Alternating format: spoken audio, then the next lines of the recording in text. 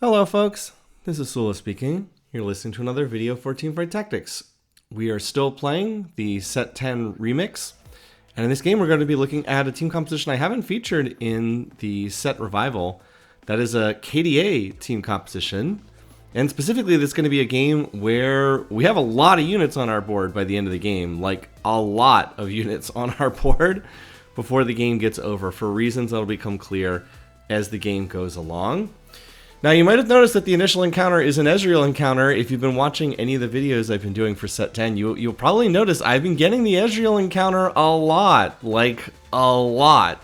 I think that there are about a dozen of these encounters, but I feel like I'm getting Ezreal every 2 to 3 games. So, I haven't looked up the odds. I probably should do that, but the Ezreal one seems to be super common. Just like super common. This is essentially Halls of the Nine from back in the original encounters. From back in Set 9, and this is one where everybody gets lots of additional loot. Sometimes it's extra gold, sometimes it's extra items, but as soon as you see that, you know it's going to be a high econ, a high loot game, and that means that in order to play winning boards, you're going to have to produce a team that like outscales kind of like your ordinary board. So like just 2-starring some 4 costs is not going to be enough to win this game. You're going to have to hit something harder than that if you want to win the lobby. Now, so far I haven't seen anything that looked that great. I did consider picking up the Dazzler Nami headliner. That was the first one I had. And I had specifically thought, I was like, you know, if I had like a Gragas or a Taric or something that plays into Disco and Dazzler, I probably would pick this up. But I didn't have any of those units. And then the very next minion round has a Gragas. And I was kind of like, you know, kind of wish I'd picked that up, but it's fine. I was looking at my items and they weren't especially well suited for like a Disco Dazzler game. I didn't see anything that like stood out. And these still are not especially like AP items. So anyway, we get our first augment. It's Prismatic. I was like, Prismatic. I was thinking of maybe taking the Wandering Trainer, but I don't really like that as a Prismatic. I do see this Void Swarm. Gain a Zerat portal. And then you gain an additional one after every 10 combats. So as soon as I see that, I was like, ooh, I've got the Void Swarm. So I'm going to get the Zerat portal, and it is now an item that you put. It's not makeable anymore. It's a support item. It was makeable back in the day. RIP, makeable Zerat portal. It used to be bow plus belt was the recipe. We also all get one of these. We also all get an artifact. So I get this, but that means everyone else in the lobby gets it too. And I wasn't really sure what to pick. I was like, you know, Hull Crusher is just like a good early game frontliner item. So I'll just grab the Hull Crusher. And, you know, even if I'm not exactly sure what my team's going to go into, that one's always going to have some viability. Like you can kind of use the Hull Crusher in almost any team composition. You just put it on a frontliner and it's going to be reasonably well. I have chosen to stuff it on the headliner Evelynn because she's kind of the only thing I have on my board. I guess technically I have a 2-star Nami that I random my way into, but you don't really want a Hull Crusher to be on a backline mage like Nami, so that doesn't make sense. So I'll put it on a melee spellcaster in the form of the Evelynn over there. Now, in terms of what I'm playing in this game, I wasn't exactly sure, but I did decide as soon as I saw the Zerat Swarm, I was like, you know, I actually think the play is to go into KDA for this game. Now, unfortunately, KDA is going to end up being pretty contested in this lobby. And I think there's like 2 other people playing KDA, and there's someone else who plays a Spellweaver board that also has some overlap with the KDA. But I still want to play it in this game. And the reason why is not because I'm hitting KDA units, and it's not because I have items that are particularly well suited to a KDA board either. Like if you look at what I have here, you wouldn't be like, oh, I definitely want to go into KDA from this point in time. No, the reason why I want to go KDA is it's because of that Prismatic Augment, the Void Swarm. I get a Zerat portal here at the beginning of stage 2, and I'm going to get another one every 10 rounds.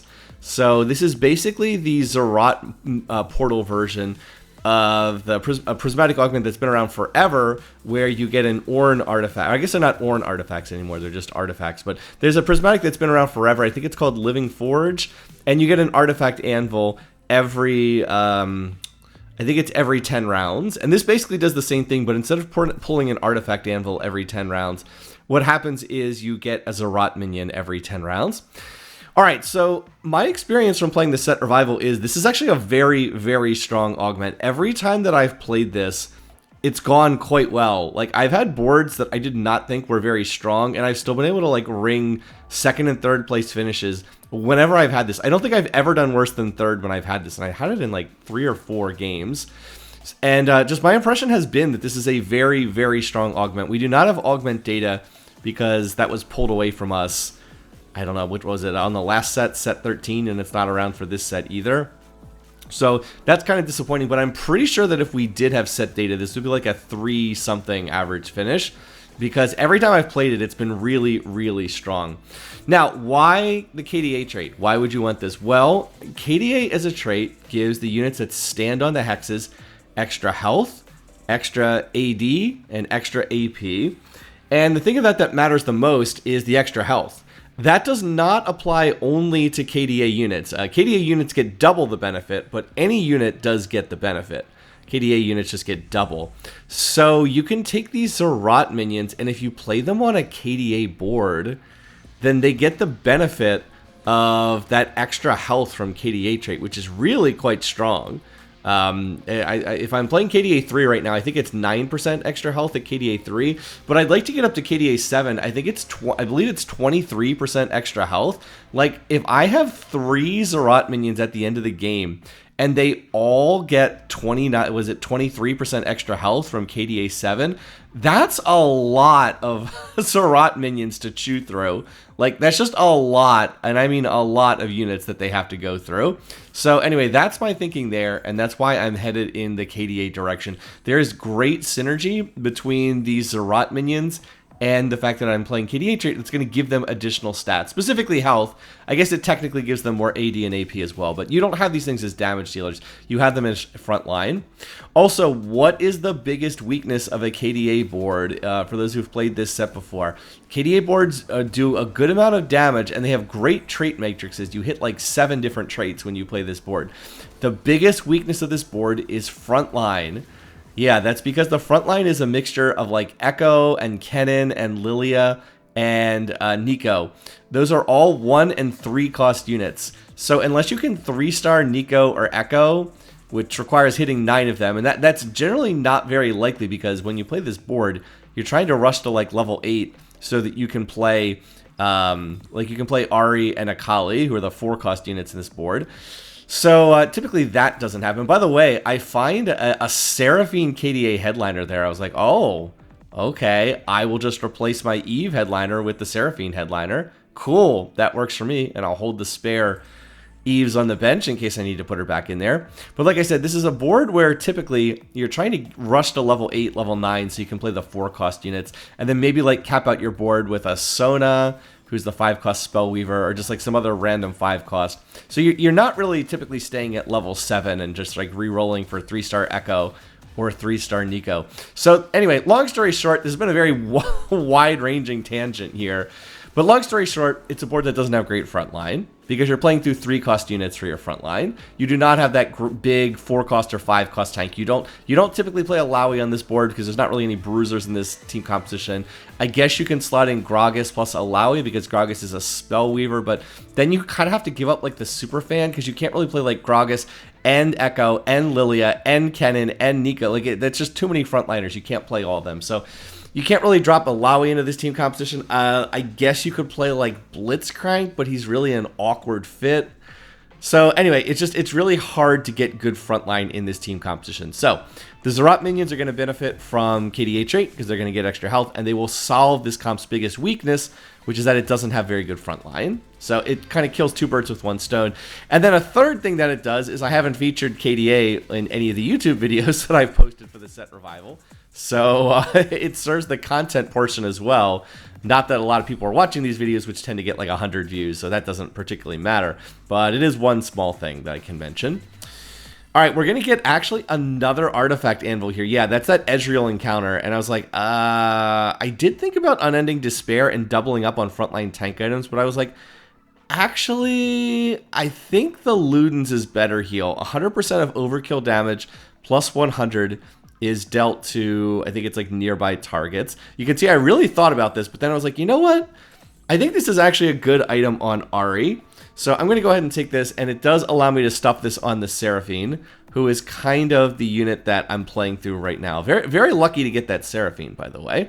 It's not that I could, because I had been planning on just holding the Eve headliner until I got to level 8, but Seraphine is definitely way better, and this allows me to now build Ahri items and stuff them on Seraphine, just like I'm going to build Akali items and stick them on this Gnar for right now. Typically, you have Kaisa hold temporary items that are going to go on Akali later, but I haven't found Kaisa yet, so I'm going to have them on the Gnar instead, because Gnar makes super fan trait. By the way, this fight's super close, and Seraphine couldn't get that one last cast off. Now, here's the good news. That person's playing a bunk board, and they're level 5-0 gold. Yeah, level 5-0 gold. So that board is not going to scale because they've destroyed their economy. I was like, all right, look at this. I'm looking at the different options. Nothing is really jumping out. So I was like, okay, I'm the carry now. Gain a golem with tailored offensive items. It gets stronger with each stage. I was like, oh, okay. I'll just take the golem then. Why the heck not? We'll just take the freaking golem. So that's going to give us more frontline nonsense to chew through. And yes, the golem does benefit from KDA trait. If you watched very closely there, when I moved the golem onto the KDA hexes, it did get additional health. And it'll also benefit from, I guess, additional AD and AP. So again, our goal is we're just going to stuff so much crud on the board that it's going to be really hard for people to get through all the nonsense garbage that we have sticking around. And that'll allow time for like the Ahri to kill things and the Akali to dash around in the back lines, mucking around. And yeah, that's kind of the goal. So I'm just going with like maximum junk on my board here, and I think it's going to be reasonably effective. Oh, by the way, that's Seraphine. Oh, woo!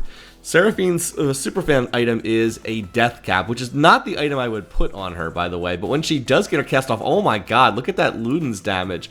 All right, again, just to refresh what Luden's does, this is an art. By the way, that's the first loss that team suffered, so it's actually really important to get them out of a win streak, so that's quite nice. By the way, why couldn't that Kate be Ahri or Akali? Anyway, so what does the Ludens actually do? Again, the artifact items, you don't see them that often. They all have like these unique effects. The Ludens is basically make sure that you don't waste overkill damage. That's always like the classic problem, particularly for units that are single target damage. They end up attacking like an Alawi Tentacles that has 100 health, and they do 1,000 damage, but, you know, 900 of that 1,000 damage just gets wasted, and it's just useless overkill. This is a particular problem for Ahri, because Ahri does all single target damage. She actually has very, very high single target damage, but she only can ever hit one target at a time. Actually, I think Ahri 3-star hits 2 targets, but aside from that extremely rare circumstance, Ahri can only hit 1 target at a time. So the Ludens solves this problem. It takes the overkill damage and splashes it to nearby targets. So that's not as significant on a unit like Seraphine, who hits a bunch of different targets, but it's going to be incredibly useful on Ahri. So as I said, if she hits something that has like 100 health left and she does 1,000 damage, that 900 damage will not go to waste. It'll get splashed over to other targets. And she doesn't have to worry about overkilling things. So it's a really good item on Ahri, and hopefully we'll be able to put that into practice a little bit later on. Now, there was an Ahri with a tier on this carousel, and I would have, you know, killed to get that, because I really do need tiers. I actually have no tiers in this team competition at the moment. Ahri wants 2 of them so she can make a blue buff, ideally. But I don't get that because I'm last pick. And again, unfortunately, there are several other people looking to play KDA in this lobby. So as soon as I get the second sword, I was like, all right. I was hesitant to commit to the Infinity Edge because I thought I might need to save a sword for either a Shojin for Ahri or potentially a Gunblade, which is also a very good Ahri item. Ahri's perfect items are considered to be Blue Buff plus Gnasher's Tooth plus Gunblade, which causes her to cast constantly and heal the front line while she's casting. But because I've got 2 swords, I don't need to commit both of them to a Deathblade. Now I can kill that what is it called? The glove that I had for an Infinity Edge. And Infinity Edge is actually a very good item on Akali. By the way, look at this person. This person's also playing some kind of KDA Spellcaster's board, and they already have Akali, so that's not great. But as usual, my front line just has too many units. They have the Golem and the Zerat minion to get through, and then the Echo is quite tanky as well with his Hull Crusher over there. So yeah, I'm winning these rounds relatively easily so far, and we'll just continue leveling here. And since it costs very little to level, I'll stuff the the Evelyn on the board, and you can see that person in last place already has an Akali and they have an Ahri, and then this person's playing Spellweavers. So I was like, okay, great. They have a they have a Spellweaver emblem, and then there's another board that's playing KDA. This board right here, you can see I'm flicking through, and I was like, I really do not like how contested I am. I actually really like my team setup. But as I said, I think there's 2 other people playing KDA and a person playing Spellweaver. So these Ahris are going to be super hot commodities along with the Akalis. It's also very obvious it's going to be impossible with 3-star Echo and 3-star the Nico. There's just too many people going to be playing these units. Even with the larger bag sizes here in the set revival, there's 30 copies of the 3 costs. In normal TFT, there's only 18 copies, but there's 30 copies here in the set revival. Even with that, I won't be able to 3-star these units. The good news is I am putting pressure on the lobby. I'm winning a lot of these rounds. I'm taking health out of the lobby. Like, that team has an Ahri and a Kali, and they're level 8. But they're also down on 34 HP. As actually more... Oh, by the way, here I'm going to get my next Zerat minion. Remember, I get one every 10 rounds. So say hello to Zerat minion number 2. And they do gain additional health every single time we get to another stage. So they'll keep scaling up as the game goes on as well. That other person, though, that I just beat is the person I'm most concerned about because they're already level 8. They started out by taking the Prismatic Augment that gives you just a ton of gold and increases your income up to, I think you can stack up to 100 income and still get interest on it. And then the other thing they took is Invested, which gives you additional rerolls for, you get a reroll for every amount of gold you have over, I think you get 1 reroll every 10 gold over 50. All right, now it's time for our last augment, and there's another one that's going to synergize really well with an Ahri build, and that's Deathfire Grasp. This is an augment. This is an artifact item that hits a target at the start of combat and like deals a big blast of magic damage to your first target, and then the user deals additional magic damage to them for like the rest of combat. It can only apply, I think it only applies like every 12 seconds or so. So this is going to make it really easy to get like the first kill, and then after that it'll apply to future targets. Now that does mean there's no attack speed, there's no mana generation here, but I'm actually going to hope that I can get some mana generation from the Lulu. It does mean that like when Seraphine casts, she's going to hit insanely hard with these items. Look at that, she did 4,000 damage in like 15 seconds, and she's only a 2-cost unit here. So this is just another artifact item. It's going to power up my holder of this emblem even more. By the way, it's another prismatic. It's a triple prismatic augment. Oh my god, this is not what I was looking for here. I don't want Call to Chaos. I'll take Cybernetic Uplink. That's going to give more health to anyone holding an item and some additional mana generation. Remember, I'm going to need additional mana generation. Anyway, so we sell the Seraphine headliner so we can start finding new headliners. Karthus is somewhat tempting, but no, I don't want the Karthus here. So we got to move out of something. We'll drop the Gnar. We still have, by the way, we still need to find what's her name? Nico. I still do not have a Nico on my board yet. And then I get Spellweaver Ahri, so I was like, okay, that's going to be our headliner. It's not quite what I want because I honestly wanted the, I really wanted the, what the word is? The KDA version of the headliner. But beggars can't be choosers, and we need to get Nico on the board. There we go. So now we have our units. I would have preferred the KDA version. I wanted to play 7 KDA, and now I really can't do that. You can see I moved out of the Eve, and I moved out of the, and I don't need to play Kaisa anymore, because I'm never going to go above 5 KDA. Instead of being 7 KDA 3 Spellweaver, now it's going to be 5 KDA 5 Spellweaver. So it's not quite what I wanted, but I had to take, I mean, there's no way I can pass that up. That was a fantastic headliner for me, and this Ahri is going to be insanely strong. So now we are playing through the Ahri with the double artifact items. She now has the Ludens and the Deathfire Grasp. I talked all that before about how Ahri's overkill damage, which she does a lot because she does very heavy damage to one target, but I don't have to worry about the overkill damage anymore. Any overkill damage will just splash to other targets, and if you watch these fights closely, you're going to see that in effect pretty well here.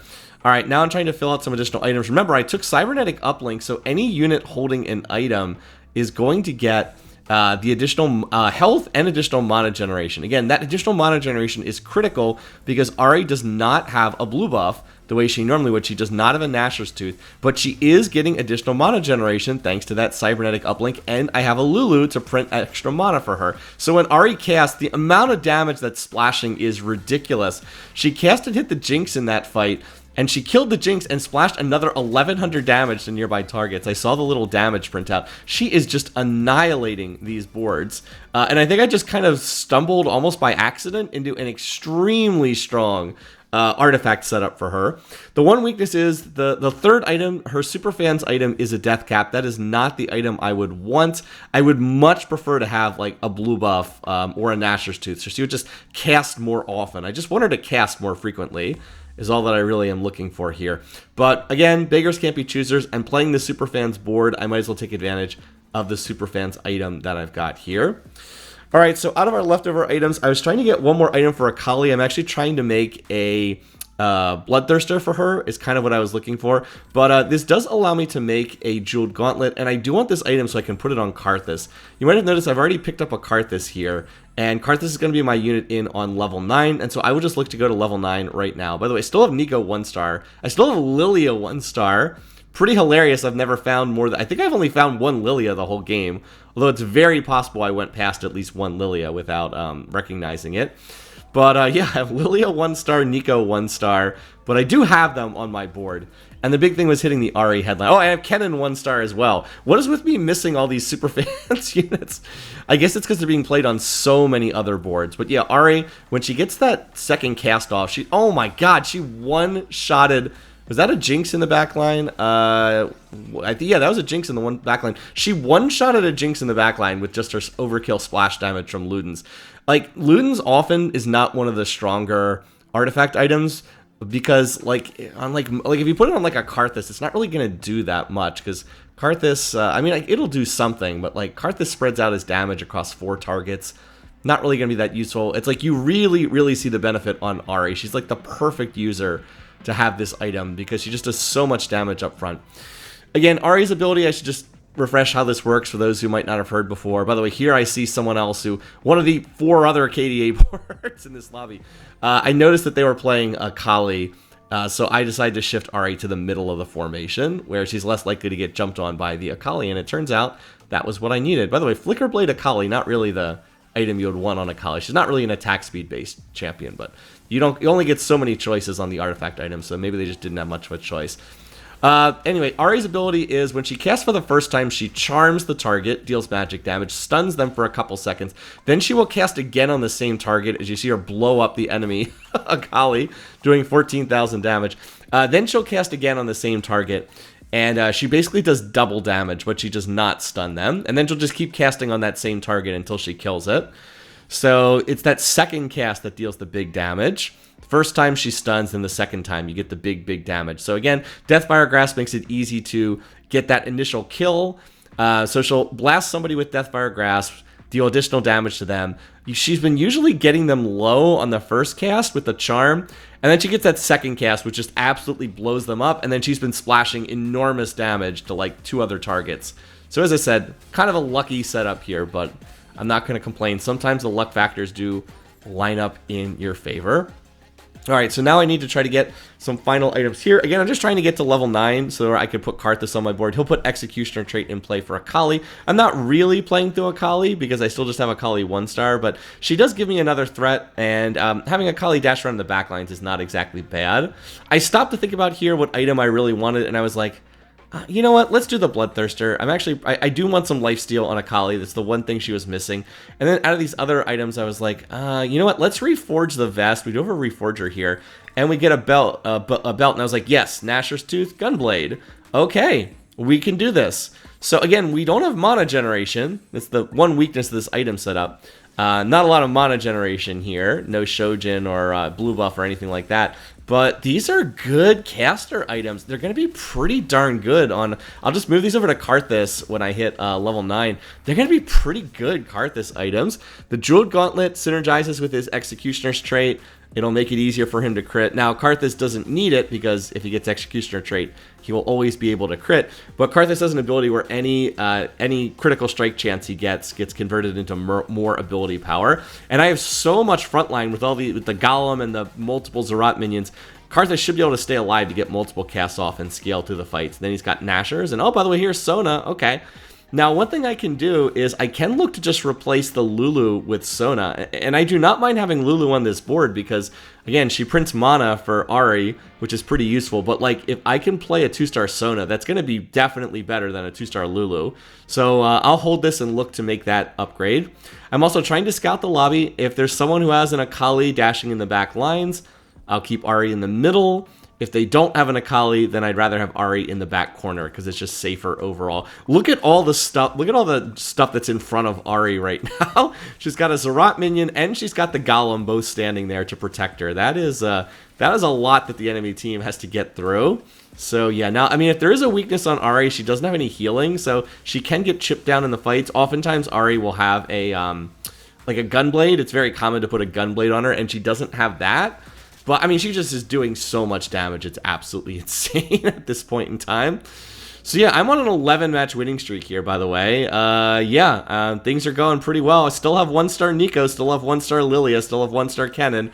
But I've got the, still have 1-star Akali, but I've got the Ahri, and Ahri plus, like, the Zerat minions are just carrying my board. Okay, here's the board I'm most concerned about, NNGDUSA. This person is playing Disco. They are uncontested Disco. They're the person who took the big gold drop plus invested, so they're gonna have a ton of rerolls to have here. They already have, I think, like 5 Blitzcranks and 5 TFs, so I take the step of going, it's this board right here.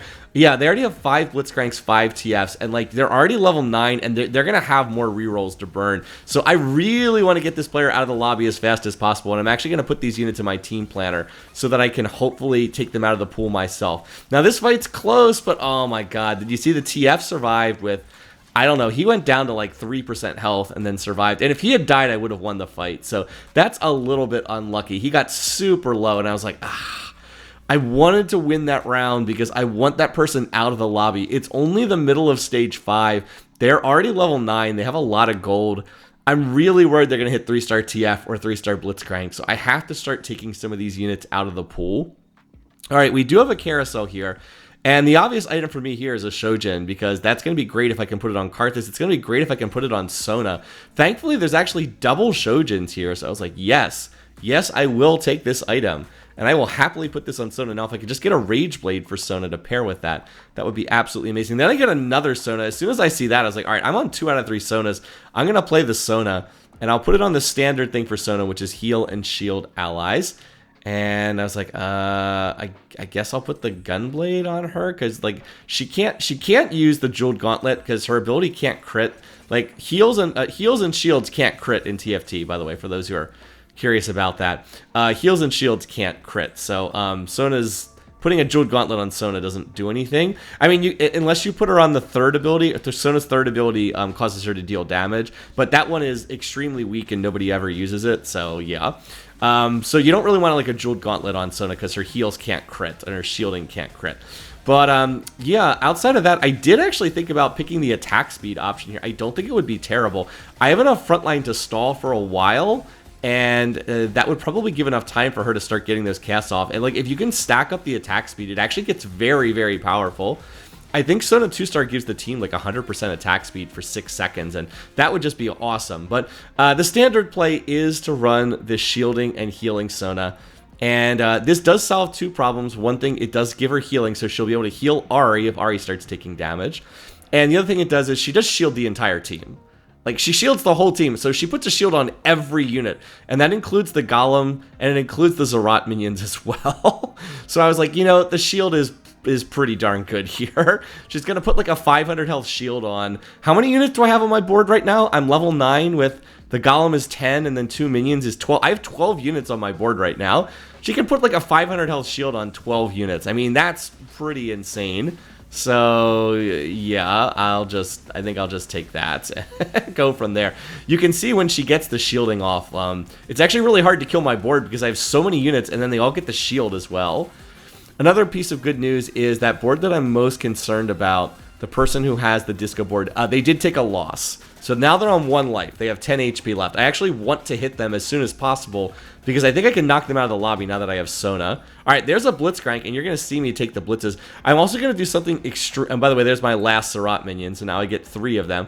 I guess if we technically made it to like middle of stage 7, I could get another one. But for all intents and purposes, this is the last one I'm going to get. I'm actually going to do something unconventional here. I'm actually going to roll on the minion round. And the reason why I'm going to do this is I know that other player, the player who's playing the disco board, I know they're going to roll as soon as the minion round's over. So I want to take as many TFs and blitzes out of the pool as possible before they start rolling. So even though it cost me econ to do this, I tried to start rolling right now. I actually got 2 blitzes out of the pool. All right, now there's another Gnasher's Tooth here, so I will happily take that. And again, I'm trying to roll here. All right, I finally hit Nico. I went Nico 2-star. I went past a Kennen. I hit Sona 2-star. That's really good. And then, okay, there's another RA. I'm actually on 6 RAs, and then there's another Karthus. I actually went past a TF, so my roll down was a little bit sloppy there. But I did manage to take 2 blitzes out of the pool, so I do think that's going to be helpful. And I'm going to go ahead and move the Gunblade over to Karthus. And the reason for that is so I feel like Karthus ult will be more useful, will take more advantage of that. Because he'll deal damage, and then the damage he deals will get translated into healing. Again, Sona doesn't deal damage, so the Gunblade not really... I don't know, the Gunblade doesn't really fit with her. Because she doesn't deal damage, so she can't reflect that back into healing. Again, you can see how much I'm concerned about this disco board, because I keep checking it over and over and over again. I win that round and knock a team down to 9 HP, but I have not rolled my way back into that disco board again. They're level 9, 50 gold, so I'm really concerned about this. By the way, I've passed up some Kennens here. All right, I'm picking up some Karthus. There's another Lilia. I'm actually up to 6 Blitzcranks and 6 Karthuses. Now I'm up to 7 Karthuses here. I was like, okay. Unfortunately, I still do not hit the disco player. So I'm just like, oh my god, this person's going to hit TF 3-star, aren't they? Because I've been able to deny 3 blitzes, but I haven't taken any TFs out of the pool. Instead, I'm up against the other player here. So, but again, I mean, I did hit Sona 2-star, Karthus 2-star, and I'm on 7 Karthuses here. Now, if I could just get one more Akali for Akali 2-star, there's so many Akalis out of the pool and have been this whole game, it's really hard for me to hit them. Now, this board looks very similar to mine. They're basically playing a KDA board, and they've got the Sona back there, who's also healing and shielding, and they have better items on Sona than I do, but my Ahri items are way better. And in addition to that, I have 3 Zerat minions and the Golem. So I just have way more junk for this team to have to cut through. I also have the Karthus as well. The Karthus is actually doing non-trivial damage in this fight. So like this fight goes on forever because both sides are shielding and healing to like a crazy extent. But you can see this fight's not actually close. I actually kill everything. And I still have like 2/3 of my board intact. Yeah, already did 22,000 damage. So we actually do enough damage to knock them out of the lobby. All right, there's another Karthus. I'm on 8 Karthuses now. I was like, okay. Well, even if this person does hit TF 3-star, there's actually pretty good odds I might be able to 3-star the Karthus. I only need 1 more. So that's not bad. All right, and I'm looking over there, and no, they didn't 3-star anything. And by the way, I'm trying to position, so every unit's on a KDA hex, but also nobody's standing next to Echo. And by the way, Echo should have changed items with Nico, because Nico gets the doubled KDA bonus, and Echo does not. So it should be Nico holding these items, not Echo. Minor little point there. But yeah, look at this person. They ended up on 6 blitzes. No, 7 blitzes, 6 TFs, 7 Zacs. But look, they actually have 40 gold in the bank. What are they doing? Why didn't they roll down to 0? They had to have known this was the last round of the game unless they beat me. And they were not going to beat me unless they had a 3-star forecast. So I don't know what they were doing there. They have like 40 unspent gold. I think they had pretty good odds to 3-star the Zac or the TF if they had just spent their money. But for whatever reason, they don't. So that makes it a very, very easy win. And I do not end up getting punished here, as I was very, very worried I was going to. So it was a fun game, very interesting game. Ending up with 13 units on the board at the end of it, it just makes for kind of a wild party atmosphere. And as I said, I think the Zerat minion augment is actually really strong. Ahri having the Deathfire Grasp plus the Ludens was just a ridiculous combo, and that was a lot of fun as well. But ultimately, I did get lucky. That team could have hit some 3-star disco units, and they didn't. So sometimes it's just, you just need the other team to not hit sometimes, and that was the case. Anyway, thanks once again for watching. Thanks for listening. Hope you enjoyed this video. Until next time, take care, folks, and I'll see you again soon.